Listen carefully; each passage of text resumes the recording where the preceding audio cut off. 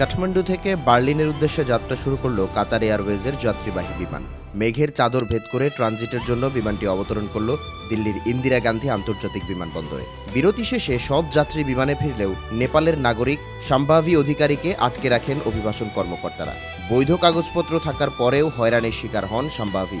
পুরো বিষয়টি ঘিরে ক্ষোভে ফেটে পড়েন সাধারণ নেপালি জনগণ। তবে এ ঘটনাটিকে কাতার এয়ারওয়েজের গাফিলতি বলে দায় এড়ায় ভারতের পররাষ্ট্র মন্ত্রণালয়। এর মাত্র এক মাস পরই ১০০ রুপির নতুন নোট উন্মুক্ত করে নেপালের কেন্দ্রীয় ব্যাংক।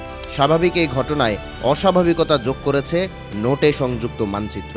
কারণ এই নোটেই ভারত সীমান্ত সংলগ্ন বিতর্কিত কালাপানি, লিপুলেখ ও লিম্পিয়াধুরাকে নিজেদের বলে দাবি করেছেন নেপাল। সবচেয়ে মজার বিষয়, নেপালের বর্তমান অন্তর্বর্তী সরকার কমিউনিস্ট কিংবা চীনপন্থীও নয়। উত্তরপ্রদেশ, উত্তরাখণ্ড, বিহার, পশ্চিমবঙ্গ ও সিকিম, ভারতের এই ৫টি প্রদেশের সঙ্গে নেপালের সীমান্ত রয়েছে।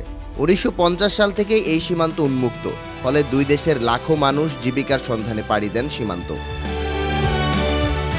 ১৮১৬ সালে সুগাউলি চুক্তি সম্পন্ন করে নেপাল ও British East India Company. Kali নদীকে দুই দেশের সীমানা হিসেবে মানচিত্র আঁকা হয়। তবে এর ৬৪ বছর পর পরিবর্তন করা হয় মানচিত্র।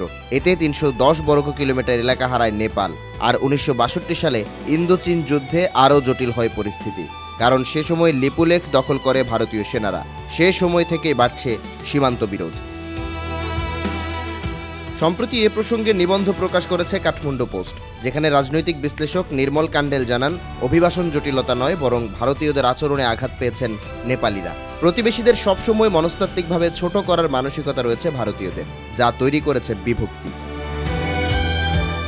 এই মনস্তাত্ত্বিক দ্বন্দ্ব যতদিন নিয়ন্ত্রণে আসছে না, ততদিন সীমান্ত বিরোধের মতো আরও সমস্যা বাড়তে থাকবে। ছোট ভাইয়ের মতো নয়, বরং নেপালকে সমকক্ষ হিসেবে দেখতে ভারতকে পরামর্শ দিয়েছেন এই বিশ্লেষক। বর্তমানে ভারতীয় সেনাবাহিনীর গোর্খা রেজিমেন্টে ৩২,০০০ সেনা কর্মরত রয়েছেন।